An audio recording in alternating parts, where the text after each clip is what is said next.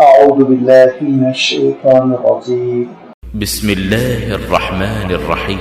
وإذ نادى ربك موسى أن ائت القوم الظالمين قوم فرعون ألا يتقون قال رب إني أخاف أن يكذبون ويضيق صدري ولا ينطلق لساني فأرسل إلى هارون ولهم علي ذنب فأخاف أن يقتلون قال كلا فاذهبا بآياتنا إنا معكم مستمعون فأتيا فرعون فقولا إنا رسول رب العالمين أن أرسل معنا بني إسرائيل قال ألم نربك فينا وليدا ولبثت فينا من عمرك سنين وفعلت فعلتك التي فعلت وأنت من الكافرين قال فعلتها إذا وأنا من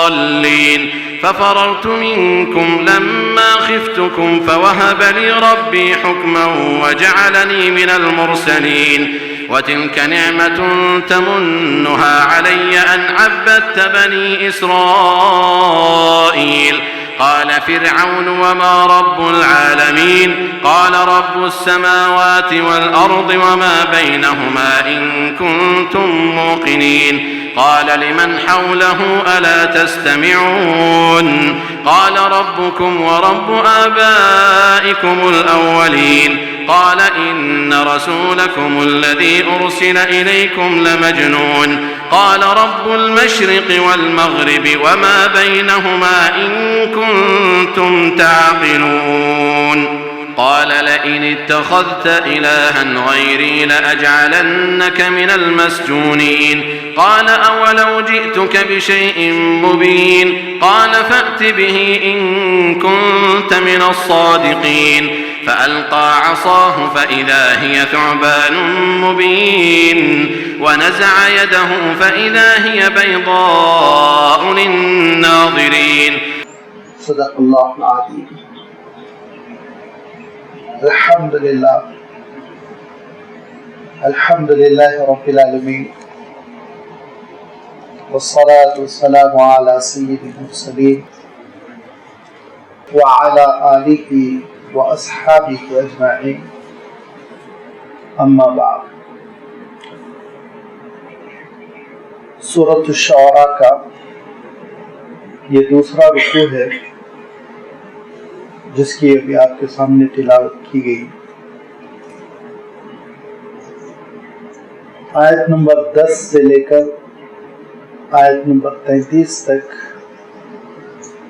جو 23 آیتیں ہیں ان میں بھی اور مزید آگے 2 رکوع ہیں. ان دونوں رکوع کی پوری آیتوں میں آپ دیکھیں گے کہ اللہ تعالیٰ نے حضرت موسیٰ علیہ السلام کا تذکرہ فرمایا. یہ حضرت موسیٰ علیہ السلام کا تذکرہ جو خاصی تفصیل کے ساتھ آ رہا ہے. تقریباً 57 آیتیں ہیں. آپ دیکھیں گے کہ حضرت موسیٰ علیہ السلام کے تذکرے پر مشتمل ہیں. اور سورۃ الشعراء کے بعد سورۃ القصص میں بھی دیکھیں گے کہ حضرت موسیٰ علیہ السلام کے احوال اچھی خاصی تفصیل کے ساتھ اللہ تعالیٰ نے بیان فرمائے. اور پھر سورۃ الشعراء کی جو پچھلی 9 آیتیں گزری ہیں ان 9 آیتوں کے بعد بغیر کسی تمہید کے اللہ تعالیٰ نے جو حضرت موسیٰ علیہ السلام کا تذکرہ فرمایا اس موضوع کے منتقل ہونے ایک موضوع سے دوسرے موضوع کی جانب اللہ تعالیٰ نے جو مضمون کو پھیر دیا اس کا سبب ذہن میں ہم رکھیں کہ یہ وہ صورتیں ہیں چاہے سورۃ الفرقان ہو جو گزر چکی، چاہے سورۃ الشعراء ہو جو چل رہی ہے، چاہے سورۃ القصص ہو جو آگے آئے گی، ان صورتوں میں اللہ تعالیٰ نے نبوت کا تذکرہ فرمایا، رسالت کا تذکرہ فرمایا۔ اللہ تعالیٰ نے ان صورتوں میں آپ صلی اللہ علیہ وسلم کی مخالفت میں جو لوگ کھڑے ہو گئے تھے ان کے اعتراضات کا تذکرہ فرمایا، اور یہ مخالفتیں، یہ اعتراضات اس لیے بھی قابل توجہ قرار دیے گئے۔ اللہ تعالیٰ نے ان کا جو نوٹ لیا اس کا سبب یہ ہے کہ دراصل یہ وہ اعتراضات ہے، دراصل یہ وہ باتیں ہیں، بلکہ آپ اجازت دے تو میں کہوں یہ وہ لغویات ہے جو آپ صلی اللہ علیہ وسلم کے سامنے بھی پیش کیے گئے، آپ سے پہلے حضرت موسیٰ علیہ السلام کے سامنے بھی یہی اعتراضات آتے رہے، اور حضرت موسیٰ علیہ السلام سے پہلے بھی حضرت ابراہیم علیہ السلام، اور حضرت ابراہیم علیہ السلام سے پہلے حضرت نوح علیہ السلام، حضرت ہود علیہ السلام، حضرت صالح علیہ السلام، سبھی کے سامنے یہی باتیں کہی گئی۔ یہ کوئی نئی بات نہیں ہے۔ اچھا چلیے تاریخی اعتبار سے ٹھیک ہے، لیکن اس کے ساتھ ساتھ میں یہ بھی عرض کرتا ہوں کہ جب کبھی نبوت اور رسالت اور رسول کی اطاعت کا مسئلہ آتا ہے تو یہی وہ اعتراضات ہے جو انسان بکتا ہے اور پیش کرتا ہے، قیامت تک یہی نفسیات رہے گی۔ تو بیک وقت تاریخی اہمیت اور بیک وقت نبوت اور رسالت کو نہ ماننے کا نفسیاتی سبب، یہ دونوں حیثیتوں سے اعتراضات کی اہمیت ہے۔ اسی لیے اللہ تعالیٰ نے تفصیل کے ساتھ ان کا تذکرہ کرتے ہوئے پھر نبوتوں کی تاریخ سے بھی اللہ تعالیٰ نے جواب دیا، اور اس کے ساتھ ساتھ آپ دیکھیں گے کہ نفسیاتی انداز میں بھی اللہ تعالیٰ نے ان کی پول کھول دی، ان اعتراضات کی حقیقت بیان کر دی۔ اب اچانک اللہ تعالیٰ نے تاریخی اعتبار سے تو ہونا یہ چاہیے تھا کہ پہلے حضرت نوح کا تذکرہ ہوتا، پھر حضرت ابراہیم کا تذکرہ ہوتا، اور بھی نبیوں کا جو تاریخی ترتیب ہے اس ترتیب سے ذکر ہوتا، لیکن اللہ تعالیٰ نے فوراً ہی وہ اذ نادا ربک موسیٰ کہہ کے حضرت موسیٰ علیہ السلام کا تذکرہ فرمایا۔ تو اس کا سبب یہ ہے کہ حضرت موسیٰ علیہ السلام کی جو امت تھی اور اس امت کی جو نمائندگی کر رہے تھے بنی اسرائیل، وہ بنی اسرائیل ہی سے چارج لیا گیا ہے اور حضور اکرم صلی اللہ علیہ وسلم کی امت کو دیا گیا ہے۔ جب کسی سے چارج لیا جاتا ہے تو پچھلے عہدیداروں کا تذکرہ نہیں ہوتا، بعد میں چاہے آ جائے ضمنی اعتبار سے، جس وقت جس سے چارج لیا جا رہا ہے ان کا نام اعمال پیش کیا جاتا ہے، ان کی تفصیل پیش کی جاتی ہے کہ یہ غلطیاں تھی، یہ خوبیاں تھی، اب تم اس منصب کو سنبھالنے جا رہے ہو، لہذا اب تم سمجھ لو کہ آگے چل کے تم کو کیا کرنا ہے۔ اسی لیے اللہ تعالیٰ نے قرآن پاک میں حضرت موسیٰ علیہ السلام اور حضرت موسیٰ علیہ السلام کی امت کا تذکرہ زیادہ تفصیل کے ساتھ بیان فرمایا۔ سورۃ البقرہ سے آپ دیکھ رہے ہیں بنی اسرائیل کا، حضرت موسیٰ علیہ السلام کا، حضرت موسیٰ علیہ السلام کی مخالفت کرنے والے فرعون کا تذکرہ آتا ہی چلا جا رہا ہے، اور سورۃ الشعراء میں بھی اسی لیے فوراً حضرت موسیٰ علیہ السلام کا تذکرہ شروع ہوا۔ پہلے اللہ تعالیٰ نے یہ بات ارشاد فرمائی کہ نبی لگتا یہ ہے کہ لوگوں نے اسلام کیوں قبول نہیں کیا، لوگ اللہ کے کلام کی مخالفت کیوں کر رہے ہیں، اس غم میں آپ گھل جائیں گے اور نہ صرف گھل جائیں گے بلکہ ایسا لگتا ہے کہ آپ وفات پا جائیں گے۔ تو آپ کو اتنا زیادہ پریشان ہونے کی ضرورت نہیں ہے۔ جب کبھی نبی و رسول برپا ہوئے، مبعوث ہوئے، بھیجے گئے، یہی صورتحال سامنے آئی جیسے حضرت موسیٰ علیہ السلام۔ یہ ذہن میں رکھتے ہوئے آپ حضرت موسیٰ علیہ السلام کا تذکرہ پڑھیں۔ پھر حضور اکرم صلی اللہ علیہ وسلم نے اس مشابہت کو بیان بھی فرمایا حضور اکرم صلی اللہ علیہ وسلم کی امت اور حضرت موسیٰ علیہ السلام کی امت میں جو مشابہت ہے اس کو بھی بیان فرمایا اور ارشاد فرمایا کہ قیامت کے دن جب میں ہوش سنبھالوں گا اور جب میدان حشر میں اپنے آپ کو پاؤں گا تو میں دیکھوں گا کہ حضرت موسیٰ علیہ السلام بھی ہوش میں آ چکے ہیں۔ یہ فرمایا کہ مجھے یہ پتا نہیں کہ وہ مجھ سے پہلے ہوش میں آئے یا پھر یہ کہ وہ بے ہوش ہی نہیں ہوئے، بہرحال میں ان کو دیکھوں گا۔ یعنی اتنا اللہ کے رسول صلی اللہ علیہ وسلم کے فوراً بعد حضرت موسیٰ علیہ السلام کے اندر بھی حیات ڈال دی جائے گی کہ فرق نہیں محسوس ہوگا، ورنہ صحیح بات یہ ہے کہ حضور اکرم صلی اللہ علیہ وسلم سب سے پہلے وہ میدان حشر میں کھڑے ہو جائیں گے۔ پھر اس کے بعد سے حضور اکرم صلی اللہ علیہ وسلم ارشاد فرماتے ہیں پھر مجھے امتیں دکھلائی جائیں گی، تو امتوں کو میں دیکھوں گا کہ کسی نبی کے 5-10، کسی نبی کے 1000-2000، کسی نبی کے 1,00,000-2 لاکھ۔ اچانک میری نگاہ پڑے گی کہ ایک سمندر ہے لوگوں کا، سواد عظیم فرمائے گا، عجیب و غریب مجمع ہے، تو پھر مجھے یہ شبہ ہوگا کہ شاید یہ میری امت ہے، لیکن مجھ سے کہا جائے گا یہ آپ کی امت نہیں ہے، یہ حضرت موسیٰ علیہ السلام کی امت ہے۔ رہی آپ کی امت تو آپ اپنے دائیں اور بائیں دیکھیں، تو اللہ کے رسول صلی اللہ علیہ وسلم ارشاد فرماتے ہیں میں اپنے دائیں اور بائیں دیکھوں گا تو بس ایک سمندر ہوگا، ایک مجمع ہوگا دونوں طرف، اور پھر مجھ سے کہا جائے گا آپ کی یہ امت ہے۔ تو پتہ یہ چلا کہ جیسے حضور اکرم صلی اللہ علیہ وسلم کی امت بکثرت ہوگی، ویسے ہی حضرت موسیٰ علیہ السلام کی امت بھی ایک بڑی تعداد میں ہوگی۔ یہ وہ مشابہتیں ہیں جس کی وجہ سے اور بھی بڑی تفصیل ہے۔ حضرت موسیٰ علیہ السلام بھی صاحب شریعت تھے، جیسے کہ اللہ کے رسول صلی اللہ علیہ وسلم پر شریعت نازل ہوئی۔ آپ سوچیں گے حضرت موسیٰ کے بعد حضرت عیسیٰ ہوئے، حضرت عیسیٰ علیہ السلام یاد رکھیے مستقل شریعت کے حامل نہیں ہیں۔ حضرت عیسیٰ علیہ السلام حضرت موسیٰ علیہ السلام کی شریعت کی تجدید کے لیے تشریف لائے تھے، اور وہی جو 10 احکام تھے انہی احکام کی تجدید، انہی بنیادوں پر دعوت و تبلیغ، یہ فریضہ انجام دینے کے لیے تشریف لائے تھے۔ تو حضرت موسیٰ علیہ السلام بھی صاحب شریعت رسول تھے، حضور اکرم صلی اللہ علیہ وسلم بھی مستقل وہ اللہ تعالیٰ کی شریعت کے حامل بنے جو آخری قرار پائی، جو فائنل قرار پائی۔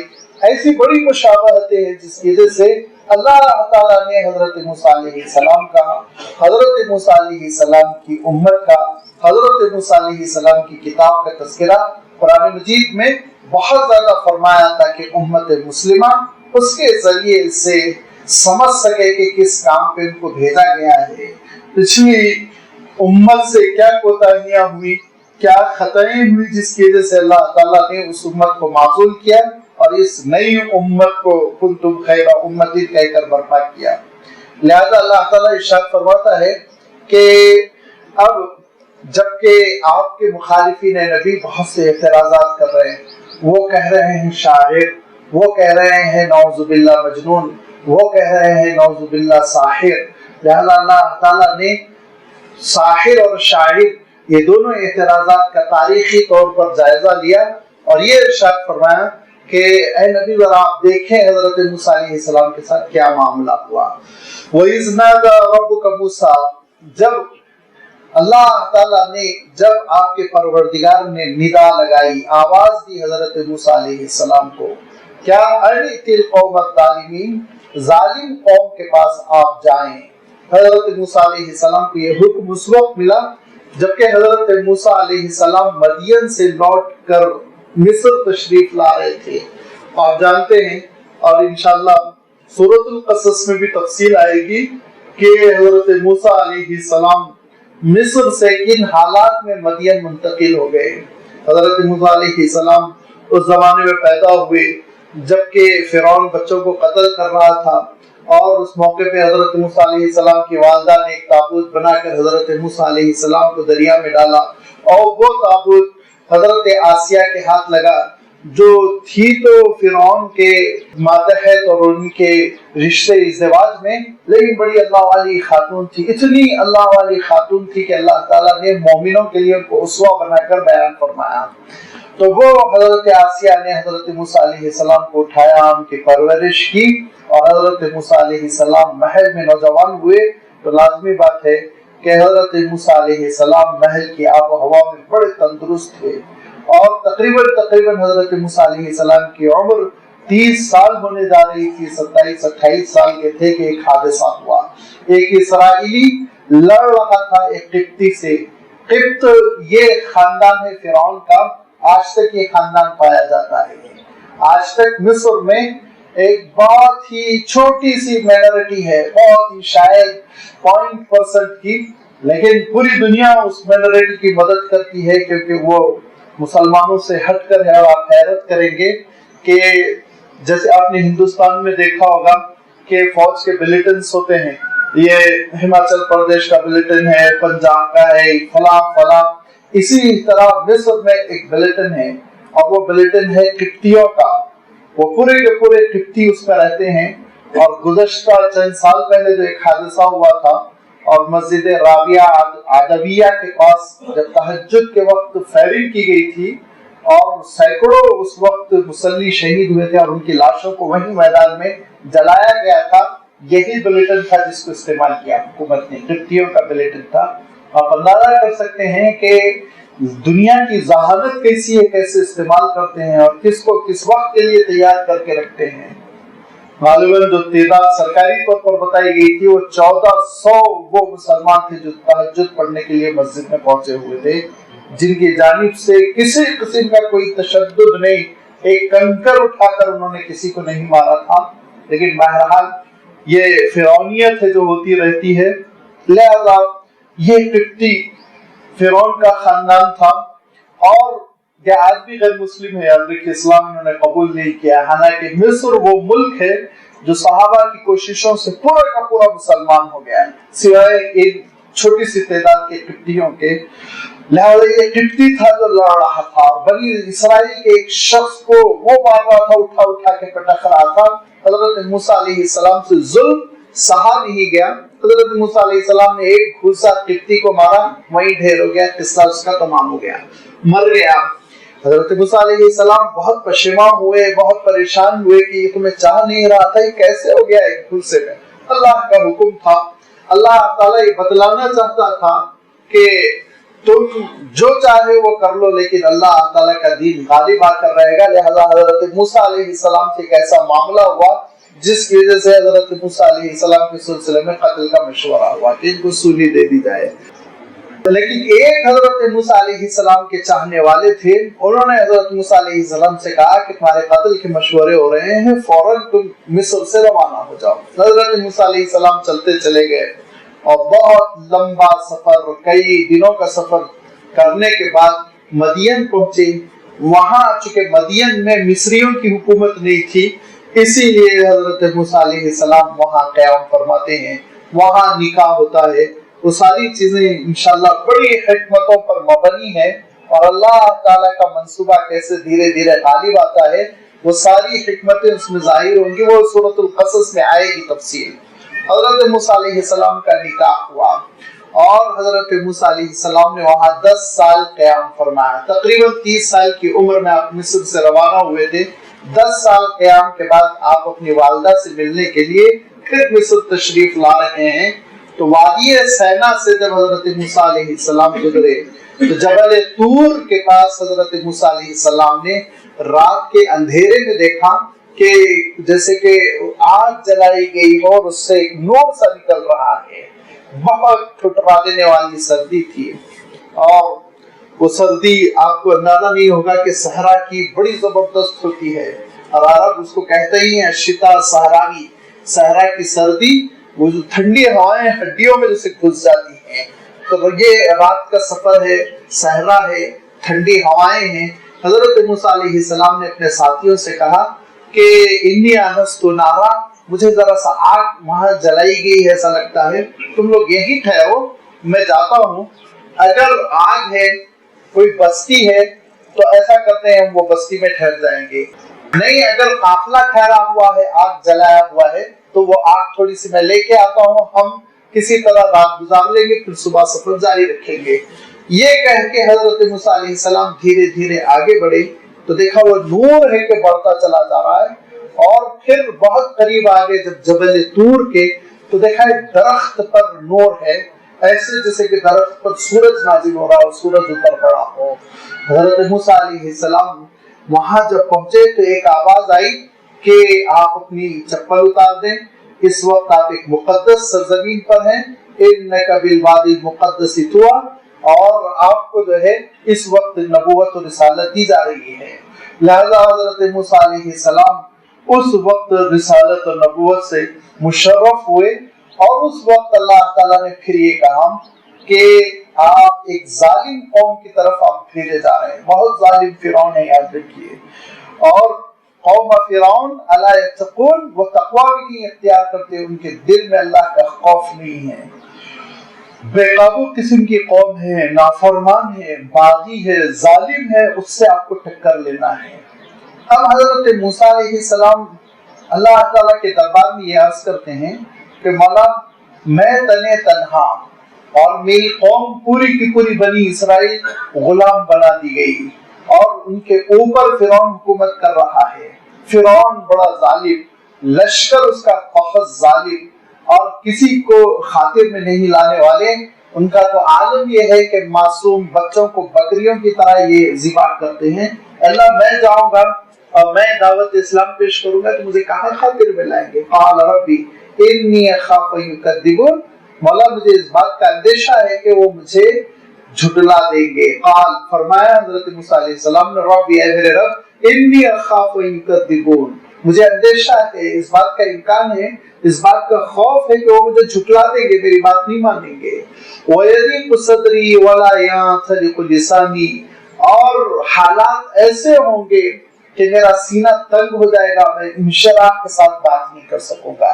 سیٹسفائی ہو کر کھل کر جیسے تقریر کرنی چاہیے ویسے میں نہیں کر سکوں گا. اور اس کا سبب یہ بھی ہے وَلَا يَنْطَلِقُ لِسَانِي, کہ قبطی زبان میں میری زبان چلتی نہیں ہے, وہ لینگویج میں اچھی طرح واقف نہیں ہوں, کھل کر نہیں بول سکوں گا.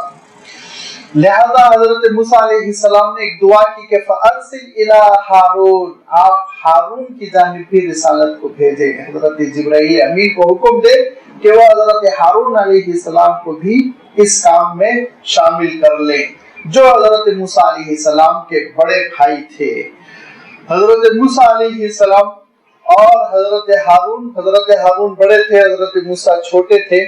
یہ دونوں ماں شریک تھے, والد دونوں کے الگ الگ تھے. والدہ ایک ہی تھی لیکن والد الگ الگ تھے. حضرت ہارون کے والد کے وفات کے بعد حضرت موسیٰ علیہ السلام کے جو والد حضرت عمران تھے, ان سے حضرت بی بی عریجہ نے نکاح کیا تھا. حضرت عریجہ ان کا نام ہے جو حضرت موسیٰ علیہ السلام کی والدہ تھی.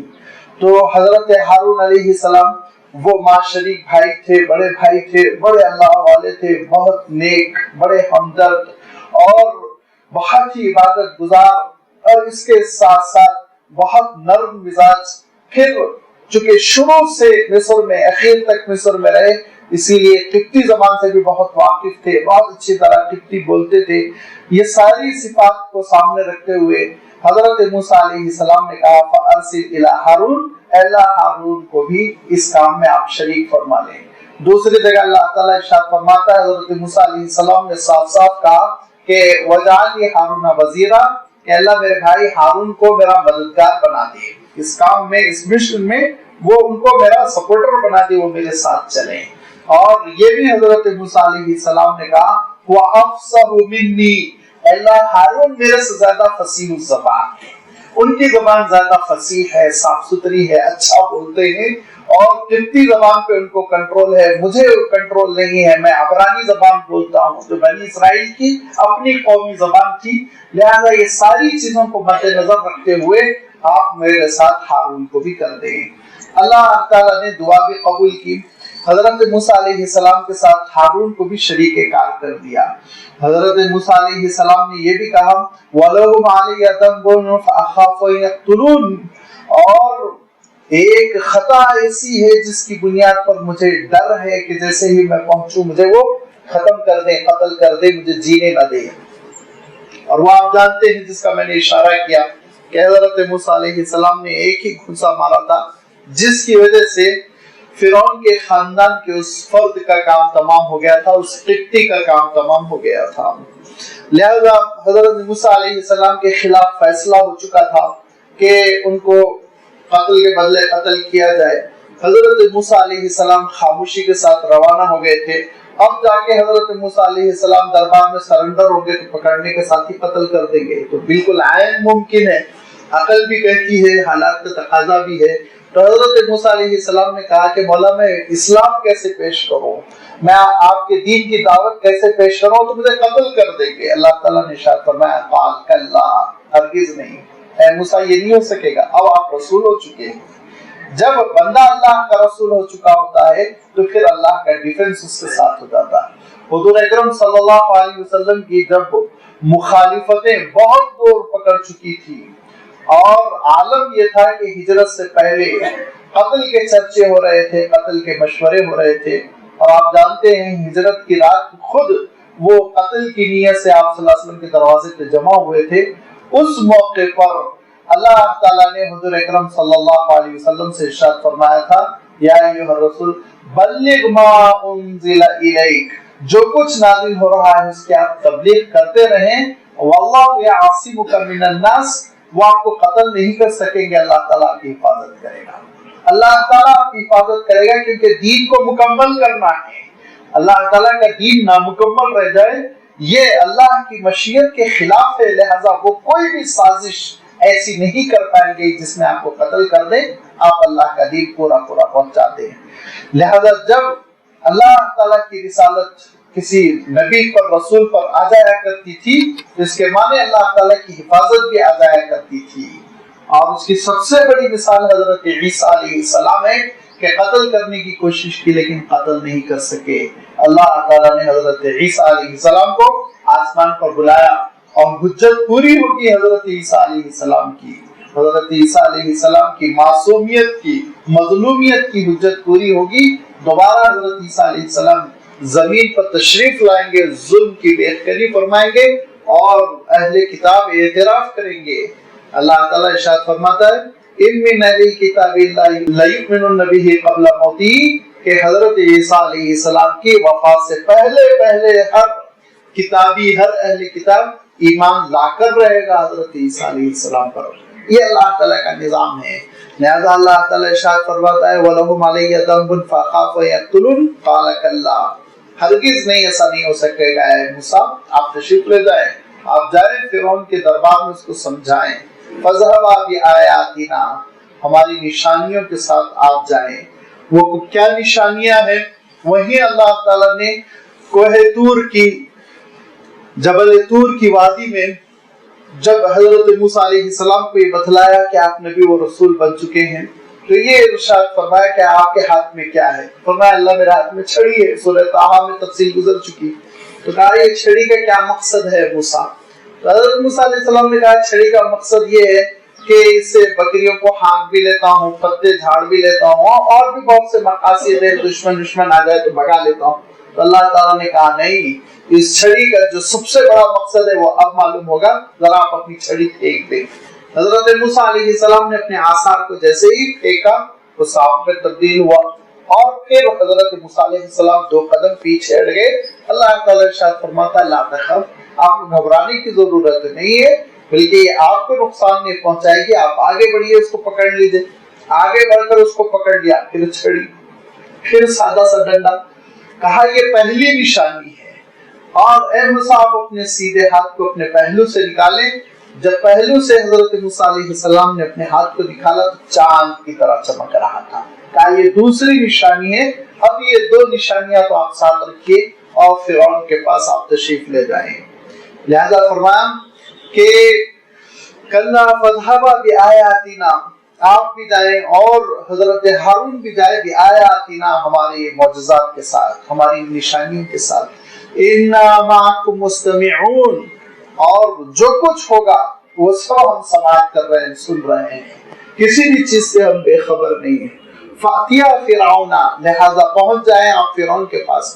فقولا انا رسول رب العالمین، آپ یہ کہیں رب العالمین کا میں رسول ہوں، رب العالمین کا میں نمائندہ ہوں. یہ لفظ آپ استعمال کیجئے، رب العالمین، اس کو آپ ذہن میں رکھیں. اور آپ یہ بھی کہیں کہ پہلی بات تو یہ ہو گئی کہ میں رب العالمین کا رسول، رب العالمین کے سوا کسی کی عبادت نہیں ہوگی، وہی تنہا تنہا خدا ہے. یہ آپ پہلی دعوت دے دیں. اور دوسری ان ارسل معنا بنی اسرائیل، دوسری دعوت یہ دے کہ بنی اسرائیل کو آزاد کر دو، بنی اسرائیل پر ظلم نہ کرو، ان کو چھوڑ دو، وہ میرے ساتھ فلسطین کا رخ کریں گے، فلسطین کی طرف جائیں گے. اس وقت روایتوں میں آتا ہے کہ مصر میں جو بنی اسرائیل کی تعداد تھی، کہا تو حضرت یوسف علیہ السلام اور آپ کے بھائیوں کی جو آمد ہوئی تھی، وہ جملہ حضرت یوسف علیہ السلام کی دعوت پر آپ نے سورہ یوسف میں سنا ہوگا کہ آخرکار پورے بھائیوں کو حضرت یوسف علیہ السلام نے بلایا تو وہ 11 بھائی تھے، والدین تھے. یہ چھوٹا سا کنبہ اور قافلہ آ کر مصر میں آباد ہوا تھا، لیکن ان 12 بھائیوں سے جو آبادی ہو گئی تھی بنی اسرائیل کی، اس کے بارے میں بتاتے ہیں کہ حضرت موسیٰ علیہ السلام کے زمانے میں 6 لاکھ سے متجاوز تھے. پورے بنی اسرائیل 6 لاکھ سے زیادہ تھے، اور ان 6 لاکھ بنی اسرائیل کے لوگوں کو فرعون نے غلام بنا رکھا تھا، اور ان کا حشر برا کر دیا گیا تھا. سلم میں وہ رہتے تھے، اور جو صفائی وفائی کا کام ہے، جس کو ہم مہتر وغیرہ کہتے ہیں، اس قسم کے کام ان کے سپرد کر دیے گئے تھے کہ سارے کتیوں کے گھروں میں جانا، غلاظت صاف کرنا، عورتیں گھروں میں کام کرتی تھی، مرد غلامی کی زندگی، مزدوری کی زندگی بسر کرتے تھے.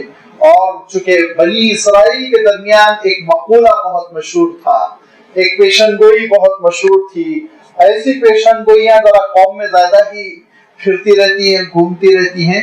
وہ پیشن گوئی کیا تھی کہ حضرت ابراہیم علیہ السلام نے کہا تھا کہ میری نسل میں ایک ایسا نوجوان پیدا ہوگا جو مصر میں ایک زبردست تبدیلی پیدا کر دے گا. لفظ انقلاب سے میں بچ رہا ہوں کیونکہ انقلاب کا لفظ آتے ہی ذرا ہمارے دلوں میں، ذہنوں میں سیاسی مفہوم پیدا ہو جاتا ہے. تو گویا اس طرح کی بشارت حضرت ابراہیم نے دی تھی کہ میری نسل میں ایک نوجوان پیدا ہوگا جو ایک زبردست اصلاحی انقلاب کہہ لیجیے مصر میں وہ لا دے گا. تو بنی اسرائیل آپس میں یہ کہتے رہتے تھے کہ ہمارے جد امجد حضرت ابراہیم کی بشارت کبھی نہ کبھی پوری ہوگی اور ہمارا ایک نوجوان کھڑا ہوگا، فرعون کی حکومت ختم کر دے گا. لہذا فرعون ڈرتا رہتا تھا. حضرت موسیٰ علیہ السلام کے زمانے میں اس نے آرڈیننس ایشو کیا تھا کہ 1 سال جتنے بنی اسرائیل میں بچے پیدا ہوں ان کو کاٹ ڈالا جائے، 1 سال جو بچے پیدا ہوں ان کو زندہ رکھا جائے. گھر کے کام کاج بھی تو کرنا ہے، نوکری بھی تو کرانی ہے، اور لڑکیاں وہ پوری کی پوری زندہ رکھی جائے تاکہ وہ ہماری گھر کی نوکرانیاں بن سکے. لہذا جس سال حضرت ہارون پیدا ہوئے وہ سال وہ تھا جس میں کہ بچوں کو چھوڑا جاتا تھا، اور جس سال حضرت موسیٰ علیہ السلام پیدا ہوئے یہ وہ سال تھا جس میں بچوں کو قتل کیا جاتا تھا. لہذا حضرت موسیٰ علیہ السلام کی والدہ محترمہ کو انتظام کرنا پڑا اپنے بچے کو بچانے کا. انشاءاللہ وہ تفصیل سورۃ القصص میں آ رہی ہے. لہذا بنی اسرائیل کو فرعون نے بہت ہی ذلت سے دوچار کیا تھا، ذلیل خوار بنا دیا تھا، اور غلامی سے ان کو ایسا دوچار کر دیا تھا کہ آپ تاریخ اٹھا کر دیکھیں آپ کو اندازہ ہوگا کہ کتنا ظلم تھا، کیسی زیادتی تھی جو بنی اسرائیل پر کی جاتی تھی. اور اس لیے بھی آپ تاریخ اٹھا کر دیکھیں کیونکہ اس تاریخ سے ہم کو یہ سبق ملتا ہے کہ جو امت اپنا سبق بھلا دیتی ہے اس امت کے ساتھ کیا حشر ہوتا ہے. بنی اسرائیل نے یہ سبق بھلا دیا تھا کہ حضرت یوسف علیہ السلام مصر صرف کمانے کھانے کے لیے تشریف نہیں لائے تھے.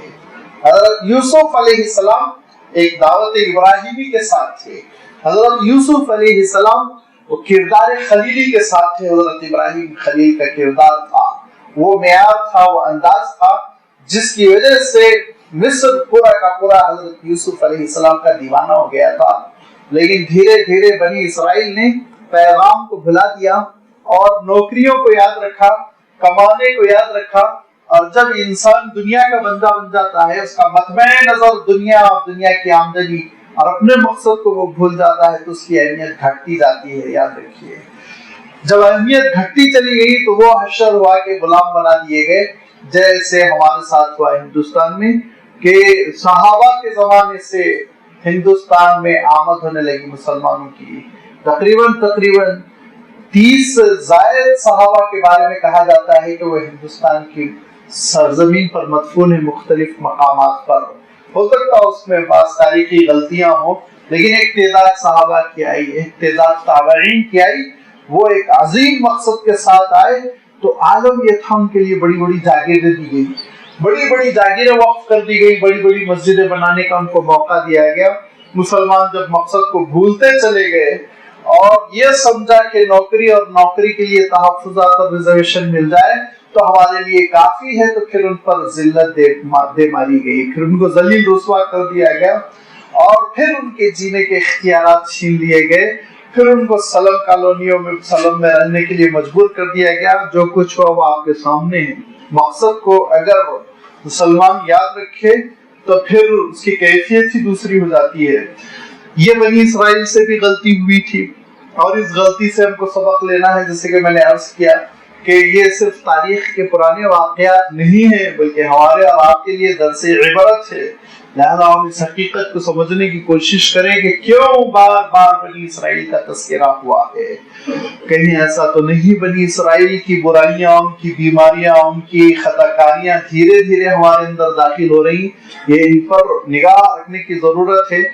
اللہ تعالیٰ ارشاد فرماتا ہے کہ حضرت موسیٰ علیہ السلام نے ایک تو رب العالمین کی عبادت کی دعوت دی، نمبر 2 ان ارسل معنا بنی اسرائیل کے ساتھ ظلم و زیادتی چھوڑ دو، ان کو آزاد کر دو، میں ان کو فلسطین کی جانب لے کر چلا جاؤں گا.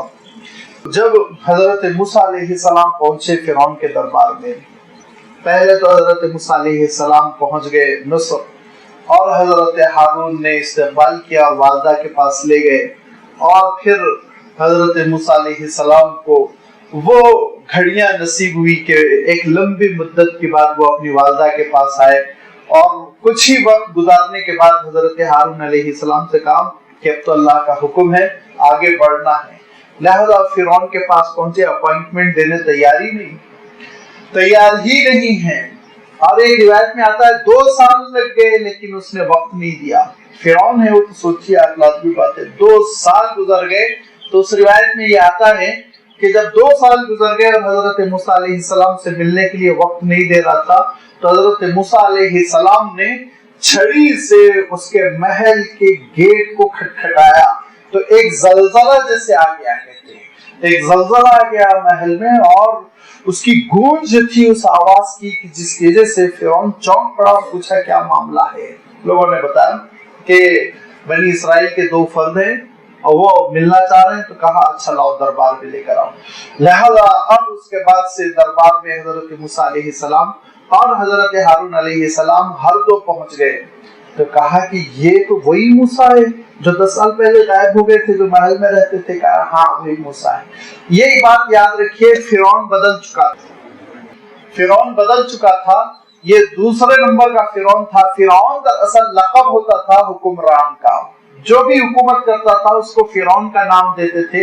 اور فرعون کے معنی ہوتے ہیں سورج کا اوتار. ان کی قبطی زبان میں فرعون کے معنی ہوتے ہیں سورج کا اوتار. لہذا یہ لقب ہوا کرتا تھا جیسے ہمارے مغل دور میں لقب ہوا کرتا تھا ذل سبحانی، ذل الہی، نعوذ باللہ، اللہ تعالیٰ کا سایہ. ذل معنی سایہ، الہی معنی آپ جانتے ہیں. اس طرح کی بےہودہ حرکتیں بادشاہ کرتے ہیں کہ وہی جلالت الملک ہوتے ہیں، وہی ذل الہی ہوتے ہیں، اور پھر اس کے بعد سے ان کی حقیقت یہ ہوتی ہے کہ مٹی میں ملا دیے جاتے ہیں. فرعون بھی اپنے آپ کو یہ کہتا تھا کہ میں سورج کا اس دھرتی پہ نمائندہ ہوں اور سورج سب سے بڑا خدا ہے، وہ یہ مانتے تھے. اور جو سب سے بڑا خدا کا سب سے بڑا نمائندہ ہے لہذا وہی عبادت کے لائق ہے، اسی کی پرستش کی جائے. فرعون کی باضابطہ پوجا ہوا کرتی تھی. لہذا یہ فرعون وہ نہیں تھا جو حضرت موسیٰ علیہ السلام کے بچپن کا فرعون تھا، وہ مر گیا تھا اور یہ اس کا بیٹا تھا اب جو پائے تخت پر تھا، حکومت پر بیٹھا ہوا تھا. اور آپ جانتے ہیں کہ ان کے نام بھی ہے الگ الگ، رامیس الگ ہے، منفتا الگ ہے، منفتا اول الگ ہے، منفتا ثانی الگ ہے، رامیس ثانی الگ ہے، تو ان کے نام ہوا کرتے تھے الگ الگ۔ یہ دوسرا والا فرعون تھا، لیکن یہ پہچان لیا کہ اچھا یہ وبا کے زمانے میں جو ہوا تھا قتل کا کیس بڑا ایشو بنا تھا، محل میں بہت شور ہوئی تھی، اس لیے اس کو یاد تھا۔ اس نے کہا قال الم نربک فینا ولیدا، اور یہ ہے دیکھیے کلام اللہ اور کلام اللہ کا معجزہ۔ اس نے یہ نہیں کہا کہ علم نربک فینا ولیدا، ہم نے تیری تربیت کی نہیں کیا، اس لیے نہیں کہہ رہا ہے وہ نہیں تربیت کیا تھا، اس نے کہا کیا ہمارے درمیان تیری تربیت نہیں ہوئی تھی، ہمارے بیچ تیری تربیت نہیں ہوئی تھی، ہماری بیچ و بیچ تو رہتا تھا، ہمارے درمیان تو رہتا تھا۔ وہ یہ کہہ رہا ہے کس سے؟ حضرت موسیٰ علیہ السلام سے۔ علم نربک فینا ولیدا، چھوٹا سا بچہ تھا جب تم کو اٹھا کر لایا گیا تھا محل میں، پالا پوسا گیا تھا، وَلَبِثْتَ فِينَا مِنْ عُمَرِكَ، ہمارے بیچ میں تم رہے، سنین کئی سال تم ہمارے ساتھ رہے، اور پھر تم نے کیا کیا؟ وَفَعَلْتَ فَعْلَتَكَ الَّتِي فَعَلْتَ، تم نے وہی حرکت کی جو تم کو بھی یاد ہے، جو کام تم نے کیا ہے وہ کام تم کو بھی یاد ہے، تم نے کیا کام کیا۔ وَأَنْتَ مِنَ الْكَافِرِينَ، اس وقت تو تم نبی اور رسول کچھ اپنے آپ کو نہیں کہتے تھے، یہ ساری چیزوں کے تم منکر تھے، کسی چیز کو نہیں مانتے تھے، ہمارے ساتھ کھاتے تھے، پیتے تھے، اٹھتے تھے، بیٹھتے تھے، تو یہ آج نئی بات کیسے کہہ رہے ہو؟ حضرت موسیٰ علیہ السلام فرماتے ہیں قال فعلتها اذن وانا من الضالین، ہاں میں نے وہ حرکت کی، میں جانتا ہوں، لیکن وانا من الضالین، میں اس وقت نبوت سے بے بہرا نہیں تھا، میں اس وقت نبی اور رسول نہیں تھا۔ اس کے لیے حضرت موسیٰ علیہ السلام نے لفظ استعمال کیا وَأَنَا مِنَ الضَّالِّينَ، ضالن آپ لفظ جانتے ہیں، عام طور پر اس کا ترجمہ ہم گمراہ سے کرتے ہیں۔ اب جب ہم گمراہ سے کرتے ہیں تو پھر دو تین جگہ ہم کو بڑی مصیبت ہوتی ہے، بہت پریشان ہوتے ہیں، بہت جھگڑے بھی کرتے ہیں، کیونکہ جھگڑے کرنے کے لیے ہم کو ٹاپک چاہیے، کیونکہ جھگڑا ہمارے مزاج میں ہے جو باہر نکلنا چاہتا ہے، اسی لیے اتحاد کا موضوع ہم تلاش نہیں کرتے، جھگڑے کا موضوع تلاش کرتے ہیں۔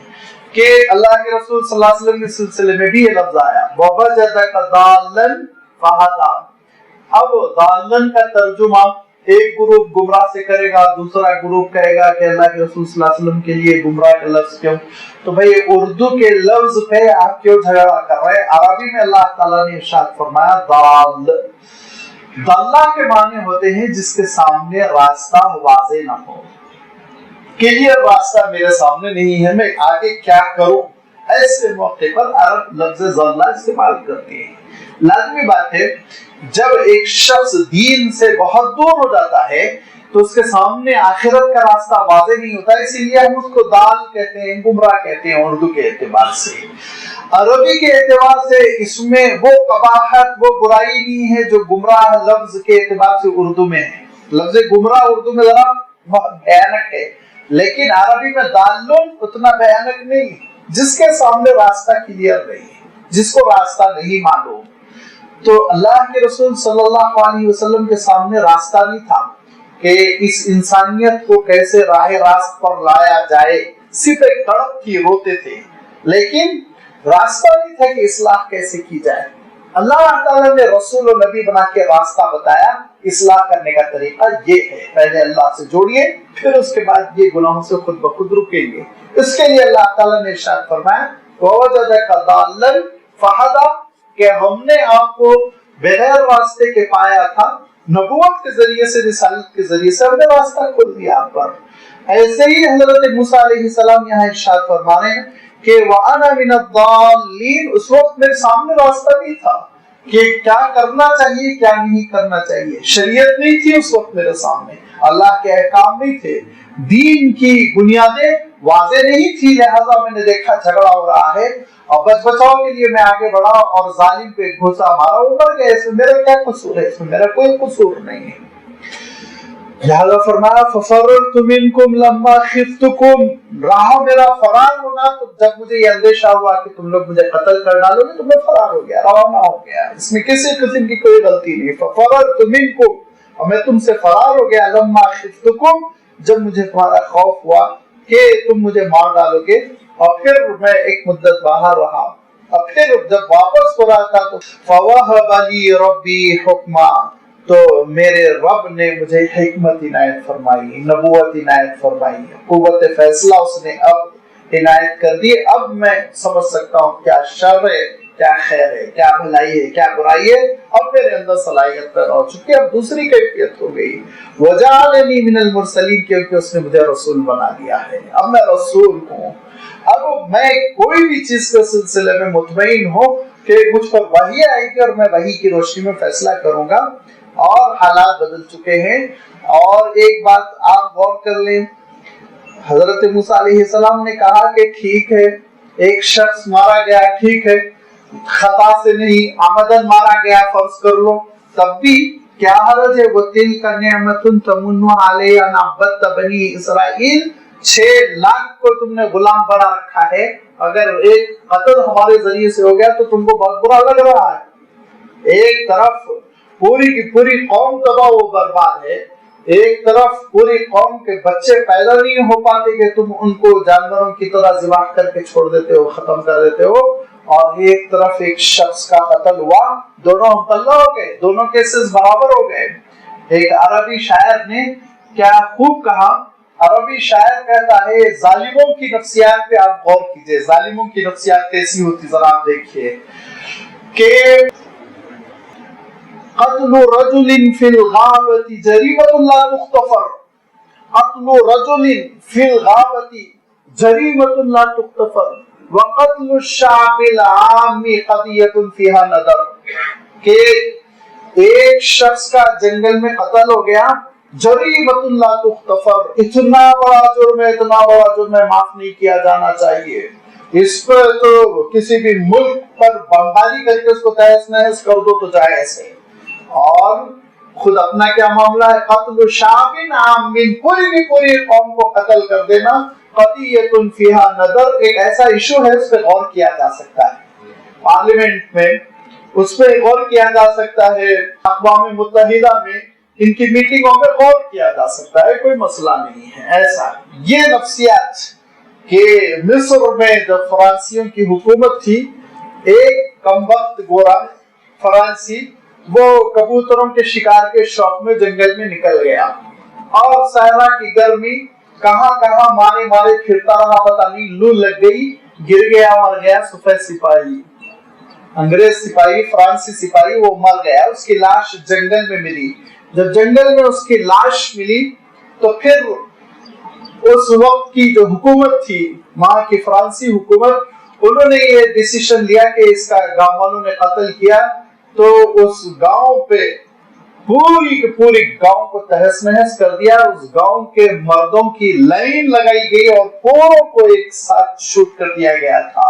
اور قضیۃ دنشوائی عربوں کی تاریخ میں ایک اہم واقعہ ہے کہ ایک بعد میں پتا چلا کہ اس کو کسی نے قتل نہیں کیا، اس کمبخت کو لو لگی تھی، گرمی میں مر گیا، لیکن بغیر تحقیق پورے گاؤں کے جتنے نوجوان تھے سب کو قتل کر دیا۔ یہ ان کی مینٹلٹی ہے، یہ ان کی ذہنیت ہے کہ کسی شک و شبے پہ پوری مملکت کو، پوری قوم کو گزار دیتے ہیں، ختم کر دیتے ہیں، اور اگر کہیں کسی کا قتل ہو گیا، ان کے کسی ایک فرد کا مشکوک قسم کا قتل ہو گیا تو اس کے لیے وہ لمبا کیس چلائیں گے، سال تحقیق ہوگی، اور پوری قوم کو تم نے ختم کر دیا۔ اس کے سلسلے میں تم کو کسی قسم کی کوئی فکر نہیں۔ یہ معلوم یہ ہوا کہ نئی فکر نہیں ہے، یہ نئی فکر نہیں ہے، نیا انداز نہیں ہے، یہ ظالموں کا پرانا رویہ ہے، یہ ظالموں کی پرانی روش ہے۔ فرعون کے دور میں بھی یہ تھا کہ ایک قبطی کا قتل ہو گیا، ایشو بنا ہوا ہے، 15 سال سے آپ یاد رکھے ہوئے، اور پورے بنی اسرائیل کو آپ مارے ڈالے جا رہے ہیں، کوئی ایشو نہیں ہے، اس کی کوئی اہمیت نہیں ہے، اس کا کوئی پرسان حال نہیں ہے کہ کوئی بنی اسرائیل میں بیٹا پیدا نہ ہونے پائے، اس کو شہید کر دو، ٹکڑے ٹکڑے کر دو، اور تمہارا ایک آدمی مر گیا تو مصیبت آ گئی۔ یہ قدریں ہیں، یہ ویلیوز ہے جس کی بنیاد پہ یہ ہیومن رائٹ اور کیا کیا نعرے لگاتے ہیں۔ ذرا آپ اندازہ کر سکتے ہیں کہ کتنا ان کا متضاد نظریہ ہے، اور کس قدر ظالم جو ہے وہ انسانیت کے سلسلے میں دو طریقے سے سوچنے والے، دوہرے معیار کے ہوتے ہیں۔ حضرت موسیٰ علیہ السلام نے کہا وَتِلْكَ نِعْمَةٌ، ایک لڑکے کو اپنے محل میں رکھ لیا اور اس سے قتل ہو گیا تو اس کو ایشو بنا دیا، اور یہ گھر میں اپنے محل میں ایک لڑکے کو پال لیا تو تلک نعمت تمنھا علیہ، یہ وہ تمہاری کرم فرمائی ہے جس کا احسان جتلا رہے ہو، جبکہ عبدت بنی اسرائیل، پوری بنی اسرائیل کو غلام بنا رکھا ہے، جینا ان کا اجیرن کر دیا، دوبھر کر دیا۔ قال فرعون نے جب دیکھا کہ اس مسئلے میں تو بولنا بہت مشکل ہے، بہت ٹھوس بات کہہ رہے ہیں یہ، تو اس موقع پہ اس نے کہا اچھا تم نے جو یہ کہا، کیا کہا؟ انا رسول رب العالمین، میں رب العالمین کا رسول ہوں۔ تو کہا قال فرعون وما رب العالمین، یہ نیا لفظ کہاں سے آ گیا رب العالمین، یہ تم کہاں سے لے آئے ہو، کیا کہنا چاہتے ہو اس سلسلے میں؟ کہا قال رب السماوات والارض وما بینہما ان کنتم موقنین، اگر تم غور کرنا چاہو اور یقین کرنا چاہو تو تم دیکھو گے کہ وہ رب ہے سارے آسمانوں کا اور زمین کا، اور زمین اور آسمان کے درمیان جتنی چیزیں ہیں ان سب کا وہی رب ہے۔ اور رب کے معنی آپ جانتے ہیں کہ رب کے معنی ہوتے ہیں کہ تربیت الشیء الی کمالہ، کہ کسی بھی چیز کو اس کی منزل تک پہنچانے والی ذات، کسی بھی چیز کو اس کے مقصد تک پہنچانے والی ذات۔ ایک کسی بھی مخلوق کا بچہ پیدا ہوتا ہے انتہائی کمزور، اس کو جوانی کی دہلیز تک پہنچانے والی کون سی ذات ہے؟ آپ ذرا اندازہ کیجیے، اللہ تعالیٰ کی ہے۔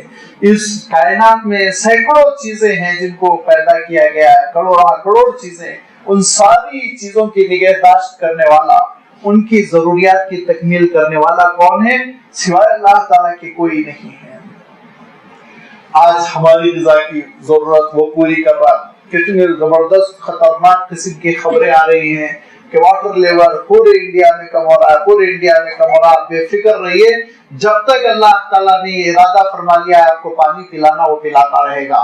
اور جب مولا کا حکم ہوگا ان سب کو پیاسے اٹھاؤ تو پوری سلطنت ایک طرف رہ جائیں گی، ایک قطرہ پانی نہیں ملے گا۔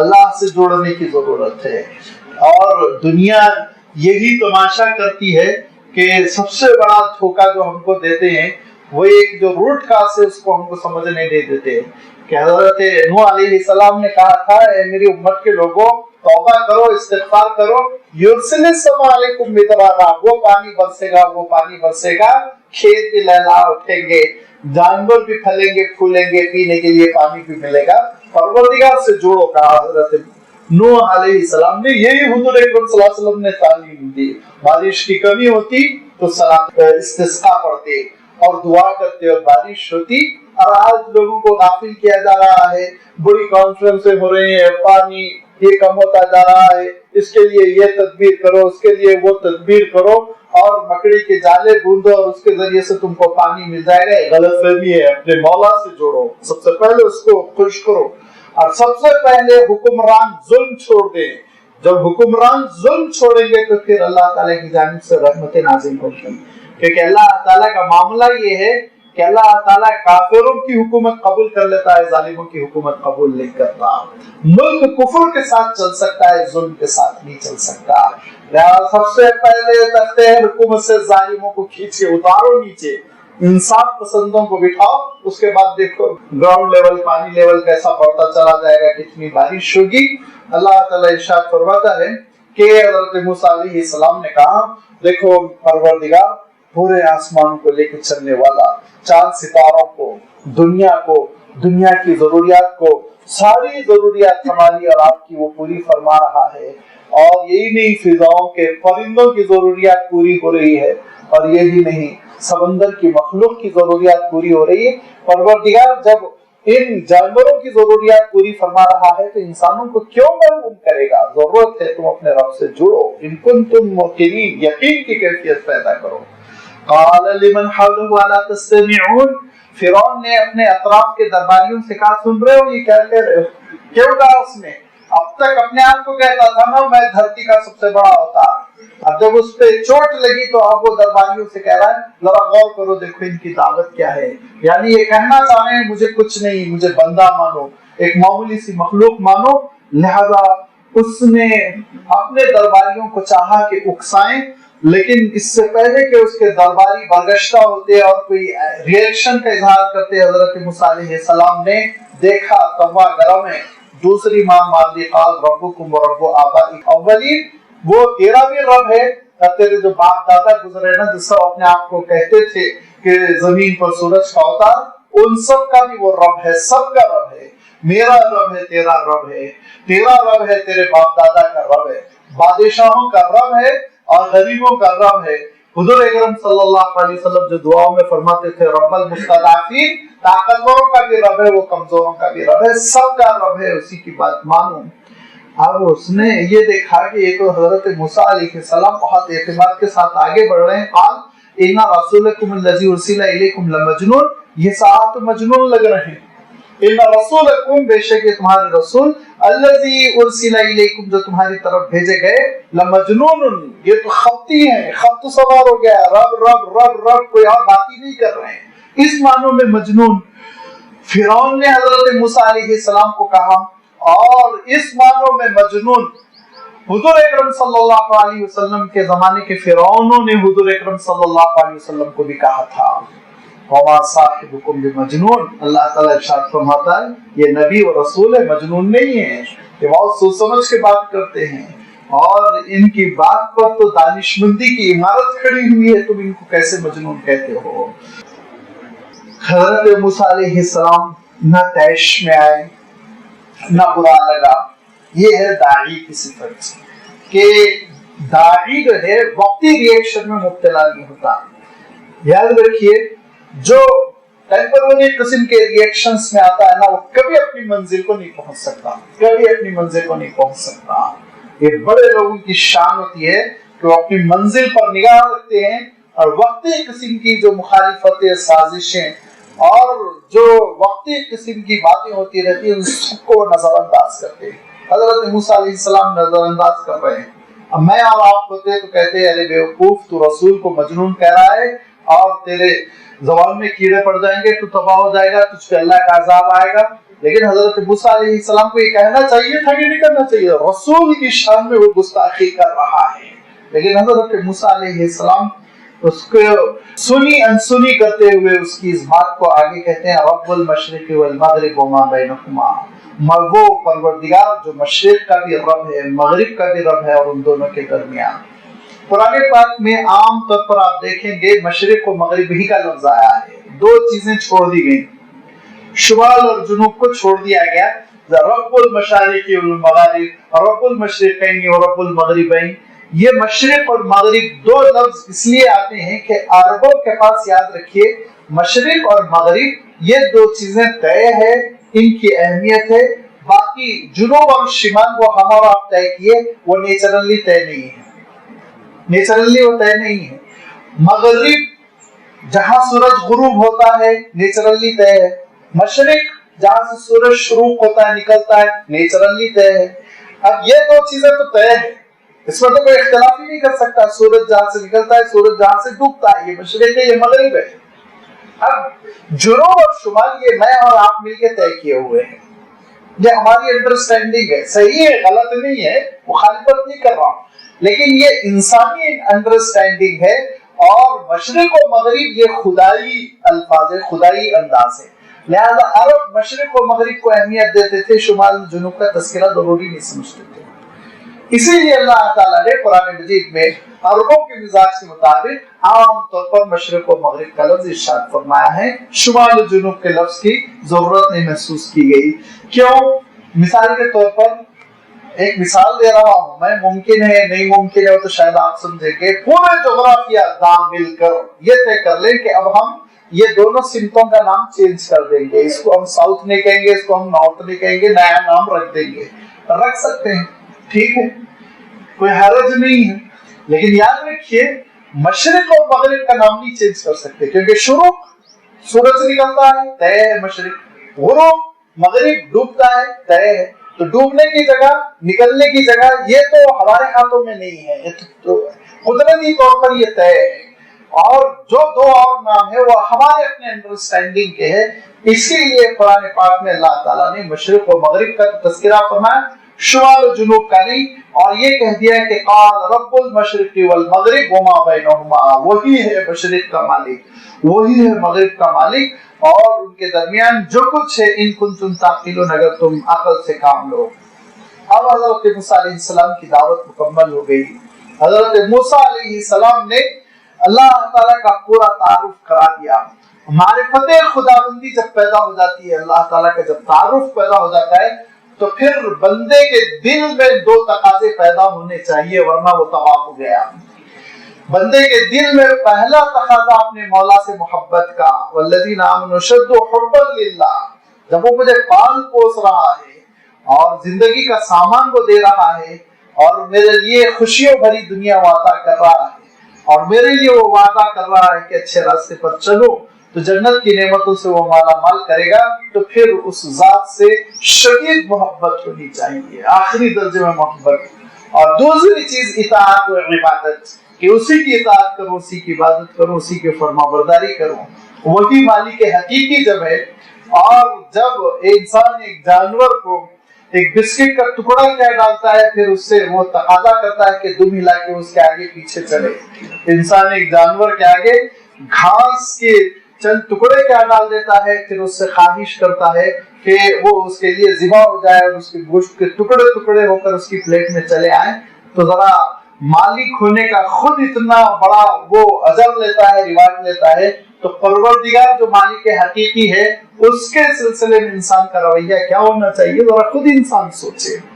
انسان جن جن چیزوں پر محنت کرتا ہے ان سے کیسی خدمت لیتا ہے، ذرا آپ دیکھیے. اور پھر خود انسان اپنے مالک کے ساتھ کیا رویہ اپناتا ہے. لہذا پہلا تقاضا تو یہ ہونا چاہیے کہ پروردگار کی محبت، دوسرے یہ کہ اس کی عبادت و اطاعت. یہ وہ چیزیں ہیں جس کا اشارہ یہاں اللہ تعالیٰ نے فرمایا. اب فرعون کو بڑا ہی مسئلہ پیدا ہوا، گھبرا گیا. اس نے یہ سوچا کہ حضرت موسیٰ علیہ السلام نے بات مکمل کر لی، اور اگر یہ بات درباریوں کے دل میں گھر کر جائے تو پھر اس کے معنی میرے ہاتھ سے نکل جائیں گے. لہذا بہت چالاک تھا، فوراً ڈیسیشن لیا اور کہا قال لئن اتخذت الہا غیری لاجعلنک من المسجونین. اس نے کہا اگر تم میرے سوا کسی کو معبود سمجھو گے تو میں تم کو جیل میں ڈال دوں گا. اب آپ یہاں دیکھیں، قتل کر دوں گا نہیں کہہ رہا، لاجعلنک من المقتولین نہیں کہا میں قتل تم کو کر دوں گا. کیا کہا؟ لاجعلنک من المسجونین. یہ اس جملے کی حکمت آپ اسی وقت سمجھ سکتے ہیں جبکہ اس زمانے میں جیل کا جو تصور تھا، بلکہ آج بھی جیل کا جو تصور ہے وہ ہمارے سامنے آ جائے. سڑا دیتے تھے جیل میں اور بے موت مارتے تھے اور جو تکلیفیں دیتے تھے. اور آخری درجے کی جو سزائیں ہوتی تھی وہ یہ کہ ان کے اسٹیڈیم بنے ہوئے تھے اور ان اسٹیڈیمز میں جو جیلی بیچارے قیدی ہوتے تھے ان قیدیوں کو بھوکے درندوں کے اور بھوکے چیتے اور شیروں کے سامنے چھوڑا جاتا تھا. اس کے بعد جو جھگڑا ہوتا تھا کہ قیدی بیچارہ اپنے آپ کو بچانے کے لیے اور شیر اپنا لقمہ بنانے کے لیے جو ایک دوسرے پہ حملہ کرتے اور جو لڑائی ہوتی تو اس پر بیٹھ کے وہ پھر خراج پیش کرتے اور لطف لیتے اور تماشا ہوتا. یہ ساری چیزیں ان کے نفسیات میں تھی. لہذا قید، جیل، اس کا آپ تصور ہی نہیں کر سکتے وہ سزائیں ہوتی تھی. لہذا حضرت موسیٰ علیہ السلام کو اس نے دھمکی دی کہ قتل کر کے ایک لمحے میں تم کو سکون نہیں پہنچاؤں گا، تڑپا تڑپا کے رکھوں گا، جیل میں سڑا کر رکھوں گا، تم کو انسانی حقوق سے محروم کر دوں گا اور تمہارے ساتھ وہ سزاؤں کا معاملہ کروں گا جس کا تم تصور نہیں کر سکتے ہو. رونگٹے تمہارے کھڑے ہو جائیں گے، وہ کیفیت کروں گا. قال لئن اتخذت الہا غیری لاجعلنک من المسجونین. حضرت موسیٰ علیہ السلام کو جیل میں ڈالنا ہوتا تو جیل میں ڈال دیتا، یہ کہتا نہیں. لیکن کہا کیوں؟ درباریوں پہ پریشر پڑے، گھبرا جائیں، سب محسوس کر لے کہ بہت بڑی سزا ملنے والی ہے. تو حضرت موسیٰ علیہ السلام نے کہا وہ سب فیصلے تو نہیں کر سکتا، تیرے ہاتھ میں کچھ نہیں، تیرے ہاتھ میں بس ایک ہی چیز ہے، انکار یا اعتراف. میری نبوت کو ماننا نہ ماننا. اگر نہیں مانے گا تو جو حشر ہونا ہے وہ کر رہے گا، مانے گا تو پھر اللہ تعالیٰ جو اجر دینا ہے دیکھ. لہذا فرمایا میں کوشش یہی کروں گا تو مان جائے. قال اولو جئتک بشیء مبین. اگرچہ کہ میں کوئی ایسی پیش کر دوں چیز جو کھلی ہوئی دلیل ہو، ایک کھلا ہوا کوئی معجزہ پیش کر دوں، کھلی ہوئی دلیل پیش کر دوں، تب بھی تو نہیں مانے گا. فاتی بہی ان کنت من الصادقین. کہا اس نے میں ایسی چیز اگر ہے تو پیش کروں جو کھلی ہوئی دلیل بن سکتی ہے تمہاری نبوت پر، رسالت پر. ऐसी कोई चीज तुम्हारे साथ है, अगर तुम सच्चे हो तो पेश कर दो। हजरत मूसा अलैहिस्सलाम ने उससे पूछा, पहले पूछ लेने के बाद जवाब देखिए इस बात ने दिया, काल फक्ति बिही इन कुंत मिनस सादिकीन, अगर आप सच्चे हैं आप पेश कीजिए, गौर करेंगे। फअल्का साहु, हजरत मूसा अलैहिस्सलाम ने छड़ी फेंक दी। फइज़ा हिया सुअबानुन मुबीन, अब वो जबरदस्त किस्म का खुला हुआ अजदहा थी। आप अजदहा जानते, बहुत बड़ा सांप होता है, लंबा चौड़ा। अल्लाह ताला ने सुअबानुन का लफ्ज यहाँ इरशाद फरमाया, अल्लाह ताला ने दूसरी जगह हय्यतुन का लफ्ज इरशाद फरमाया, अल्लाह ताला ने तीसरी जगह जानुन का लफ्ज इरशाद फरमाया। 3 लफ्ज अल्लाह ताला ने इरशाद फरमाया, जिसकी वजह से उस सांप की शक्ल, उसकी नौइयत हमारे सामने आती कि वो साइज में बहुत लंबा चौड़ा था, अजदहे की तरह था, एनाकोंडा जिसको आप कहते हैं। नंबर 2 जानुन, वो बड़ा मुतहर्रिक था, एक्टिव था, क्योंकि जानुन अरबी में उस सांप को कहते हैं वो जो बहुत तेज रफ्तार होता है। छोटे जो सांप होते हैं याद रखिए वो बहुत तेज रफ्तार होते हैं, बड़े जो होते हैं वो बहुत सुस्त रफ्तार होते हैं। हजरत मूसा अलैहिस्सलाम का जो मौजूजा था वो सांप की शक्ल में था और बहुत तेज रफ्तार था, अजदहे की शक्ल में था, लेकिन सुस्त नहीं था, मरियल नहीं था, बल्कि बड़ा एक्टिव था। हय्यतुन कहते हैं ऐसे सांप को जो बहुत खतरनाक किस्म का होता है, डस ले तो इंसान को, फिर इंसान को मौका न मिले तो उसके अंदर वो अलामतें भी थी, जैसे कि बहुत ही जहरीला और खतरनाक किस्म का सांप। ये तीनों चीजें मिलकर वो सांप वजूद में आ रहा था। लिहाजा देखने वालों की हालत रह गई, ठंडे पसीने छुट गए फिरौन के और फिरौन के साथियों के। दरखास्त की मूसा अलैहिस्सलाम से, कंट्रोल कर लीजिए, बातचीत करेंगे। हजरत मूसा अलैहिस्सलाम ने उसको पकड़ा, फिर छड़ी। वनज़अ यदहु फइज़ा हिया बैदाउ लिन्नाज़िरीन, हजरत मूसा अलैहिस्सलाम ने कहा दूसरा मौजज़ा, अपने पहलू से अपने हाथ को, सीधे हाथ को निकाल के दिखाया, बैदा सफेद लिन्नाज़िरीन, देखने वालों के लिए चमक रहा है चांद की मानी। दूसरी जगह अल्लाह ताला ने इरशाद फरमाया, मिन गैरि सुइन, हजरत मूसा अलैहिस्सलाम की कोई तकलीफ नहीं थी, गर्मी नहीं थी, हरारत नहीं थी, तपिश नहीं थी, जलन नहीं थी, बिना किसी तकलीफ के वो चमकता हुआ हाथ था। ये 2 निशानियां जो हजरत मूसा अलैहिस्सलाम ने पेश की वो ऐसी मुहय्यरुल उक़ूल, अकल को हैरत में डाल देने वाली और जिसका कोई जवाब नहीं था, ऐसी निशानियां थी, ऐसे मोजज़े थे। यहाँ फिरौन के अंदर जरा भी दीनी बसीरत होती और उसके अंदर थोड़ी सी भी गुरूर और बेहिस्सी की कैफियत में कमी होती तो सरेंडर हो गया होता, लेकिन उसने एक चाल चलने की कोशिश की। क्यों?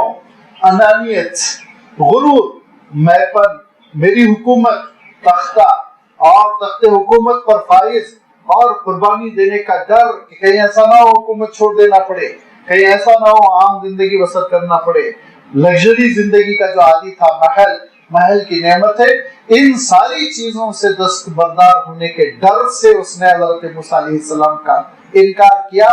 और यही वो चीजें हैं जो इंसान को हक से रोक देती है। इंसान का अपना मैपन, जिद्दीपन, अपनी आसाइशों की कुर्बानी देने का अंदेशा और अपनी राहतों को कुर्बान करने का अंदेशा, ये वो अंदेशे होते हैं जो इंसान को हक मानने से रोक देते हैं।